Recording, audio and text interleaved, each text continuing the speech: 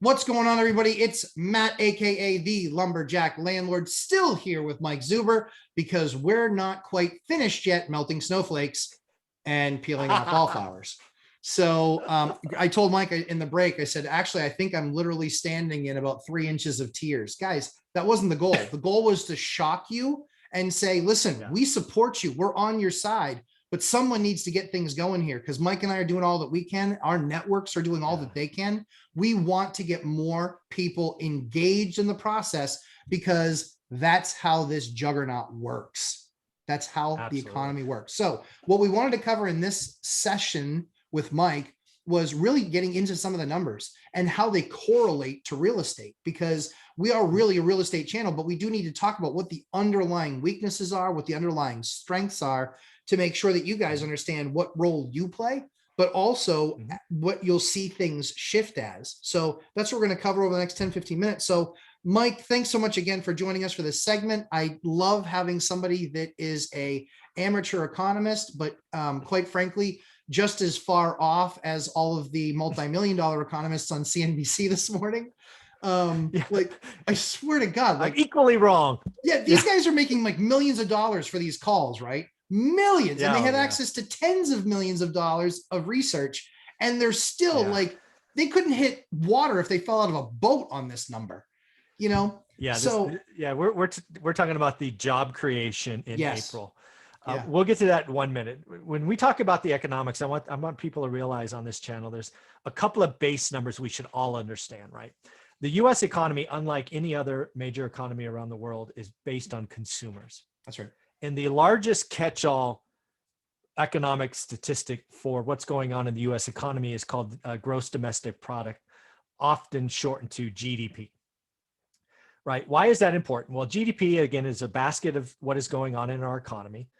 And we have been in what's called a recession since about a year, right? Which means we haven't yet had our GDP grow past the last peak, which was Q4 of 2019, right? Just for heaven's sake. I believe in Q1, or if not Q1, Q2, certainly we will be out of a recession. What does that mean? That means the GDP is finally greater than the peak of Q4 2019. Why is that important? Well, that is important because we need to be in a growing economy, and all when the tide rises, it rises all ships. But what is not said in that announcement is it doesn't raise all ships equally. That's right. And that is often what is missed, and why I'm wanting to go there first before going to this employment picture. Any rising economy, you have rising tax bases, and you have the rising ability to invest or spend by the government, which is another piece of this GDP, but it's not going to be equal. And, in this environment, we are very, more money's been printed in the last year than, the past 100 years combined, or some scary statistic. And, we're talking about spending another $4 to $6 trillion. And, a lot of that is being given away, right? And that may feel good in the moment, but it won't feel good long-term. Yeah. And really where I wanted to go with this is back to the unemployment, or the job creation number, which was huge disappointment. A lot of the Wall Street analysts were calling for 1 million people, and it seemed reasonable. March was 916,000 jobs created. April was better than March. It's kind of simple logic. I was even more aggressive. I thought there'd be 1.5 million. Same logic. March was 900. I think April's better than March. We were kicked in the nuts. It was wrong. Only 230 or 256,000 jobs. Yeah, 226. 226. Thank you. So you have to ask yourself why. So I've come up with 3 reasons. Go back to episode number 1, snowflakes and wallflowers, right? Some folks are staying on the couch, just are, right? I don't know what that number is, but it's absolutely true. But next, we also need to appreciate we may be suffering a job dislocation problem. And the best example of this I have is New York City. New York City lost a lot of people. And first, you can always talk about the rich. They're going to Miami and they're, changing residence because of taxes. That happened. But what also happened when you shut down Broadway and you shut down restaurants and hotels get closed, those people don't really have options. They're going to go home, right? They're going to go live with mom and dad, or they're going to go somewhere cheaper. So what might be happening is there may just not be enough people in New York, as an example. to fill those service jobs, right? So Jim Cramer on CNBC this morning was pontificating, that he's raised wages something like 30 to 50%. Yeah. But he's like, but if no one shows up, it doesn't matter. He could That's double wages and people don't show up. So we actually may be suffering through a great dislocation. And that doesn't get fixed easily.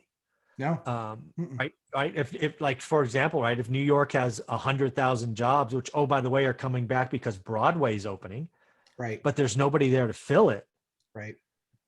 What happens? I mean, we have caused great destruction to our economy, and I'm afraid some of these ramifications may stick with us longer. Sure. And I think in the end, the employee wins, the employee wages go up, and labor has strength like never before, but it may be pretty bumpy the next 6 months. Yeah, I think it will be. I mean, I think certainly there are a number of people that have been lost to death, Yeah. from COVID or even sickness and still ill effects of sickness.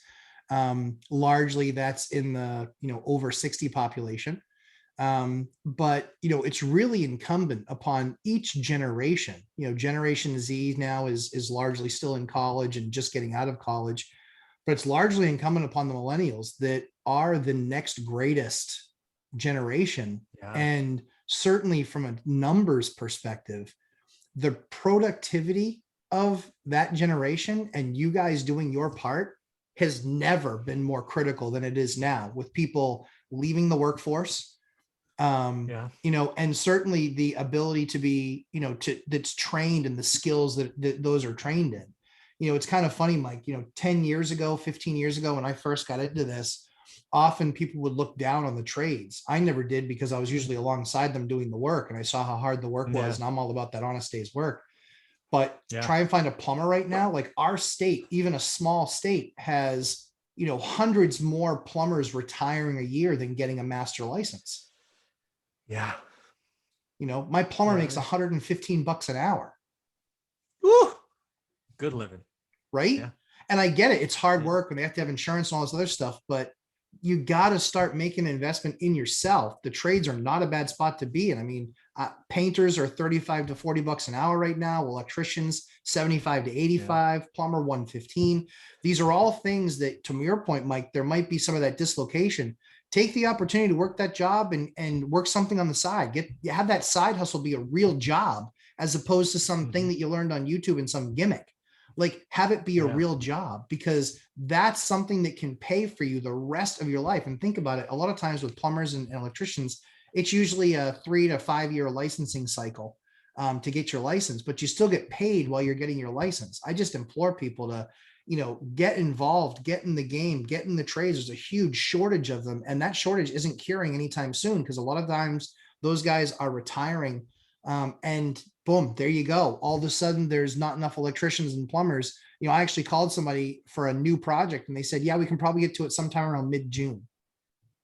That's for a new project. That was that's $20,000 project, smaller project, but great for like a residential company. Mid-June. I'm doing the math and I'm like, you mean 7 weeks from now? He goes, yeah, we can probably start it in 7 weeks, but we're not going to be on it nonstop until we're banging out and it's done. We're probably going to make that 3 or 5 day job probably a 3-week job. So I'm like, so I can maybe have this done by 4th of July, and that's what I'm going to be celebrating. Yeah. One of the things I want to be very clear and echo is trade, being in the trade is a wonderful profession. It is. And you don't need a college degree. Yep. Right. There's been all this talk and nonsense in the media about the robots taking over and, all the automation killing jobs. You go become an AC repairman or plumber or electrician or roofer or painter. There aren't no robots coming to replace your job. It's just not going to happen. No. And again, you don't need a college degree. It's an honest day's work. You can get a business. I interview somebody with Greg's on Mondays. He started with truck and a toolbox, and now he's worth nine figures. Yeah. So you can do amazing things. Agreed, Mike. Yeah, we really implore people to start there. We're the guys that are seeing our projects be worked on, seeing them get done. I'm not doing more projects this year than I've ever done. I'm doing about the same because that's kind of the pace that I take, kind of slow and steady wins a race. And based on when an opportunity or when I can create an opportunity to do a project, that's certainly when we do it. I think the amazing thing that I see in this process is that every single year that labor force gets tighter for trades, whether it's painting or roofing or siding or sheetrock or plumbing or electrical or you name it. Yeah, I don't know if this is true, but this is certainly how it felt to me. There was a decade or so where people looked up to college and looked down on the trades. Agreed. And now we're coming out of that cycle, and people are like, "That's a waste of money." Oh, this is good living, right? Yeah. And again, I want to echo what I said earlier. I think a trade is a wonderful profession that at minimum provides food on your table. But if you want to be an entrepreneur, it can become big business. I know many tradesmen who have gone on to develop companies and entities and all of that. So you don't need a college degree. Yeah. Go do it. Even if you just want to be the clock puncher on somebody else's staff, right? Let's run the numbers real quick, Mike. 4-year college degree probably cost you about $120,000. Sure. Let's just say right around there. Yeah. And for me, I was a 9th grade dropout. 18 to 22, I wasn't spending money those years. I was making money those years. But at the end of those 4 years, maybe tack on another year and you're an electrician, you're a plumber. All of a sudden you're 23 years old. You're making 40, 45, $50 an hour. Yep. That person getting out of college, they have maybe a 20% shot at making that amount out of school, but worse, they have to pay off 120 grand. Now, I'm not endorsing don't go to college. I'm just saying evaluate. That's anything that Mike and I do in any deal is evaluate, look at the numbers and see if you're going to be a doctor. I got news for you. You're not touching me unless you went to college. Yeah. I don't care if you watched a lot of YouTube videos. Yeah, a lot of college. And same thing with an attorney. You know, I don't want a Cracker Jack box attorney either. So those professions are needed, but please make sure, you know, as you look at what your role is in the upcoming economy, please make sure that you've done your due diligence. Please make sure that you've looked at this process, right, Mike? Yeah, absolutely. And again, it goes back to that. I think there was a decade where college was celebrated and trades weren't, and that's just wrong. Trades have always been awesome. And it's the right, trades are the right answer for a lot of people. My opinion. A lot of times if I can't get a trade and I have to go do it myself, I'll do it myself. And then I will actually have them call me when they're walking in to look at what I did so I can hear them laugh at me and have job security. They're just like, what did you do here? I was like, listen, you're the one with the plumbing license, not me. I had to fix it. And you weren't available. I had to stop a leak. That's all I was worried about. You weren't available. I don't know what more you want me to do. You weren't available. So I had to improvise. And he's just like, duct tape's awesome. Yeah. He's like, Flex Seal is not the excuse for everything. And I was like, shut it. You know? So it's like, there's so there's so much opportunity for people. We want to encourage you to take that step, to look into it, because the only person that has you stuck in the job that you're in right now is you. That's it. It's just you. So get on it. Let's get it done. Mike, how can everybody find you? Go to Google, type in One Rental at a Time. You should see me all over the place, I would hope. It's factual. You will see him everywhere. So again, guys, thanks so much. If you like the content, please make sure to subscribe. And you know what? At least comment. We want to make sure to be interactive with you guys. I certainly have no problem answering and going back and forth with folks on questions. At the end of the day, let's remember what this is, which is this is conversation. We're not here to scream at each other. We're here to have conversation because we want to move on together. We know that the country is unstoppable if we all can get on the same page. So like I said, thanks so much for taking the time with us, Mike. And this is Matt, aka the Lumberjack Landlord. Please make sure you subscribe and look forward to talking to you guys in the next segment. Thanks, Mike.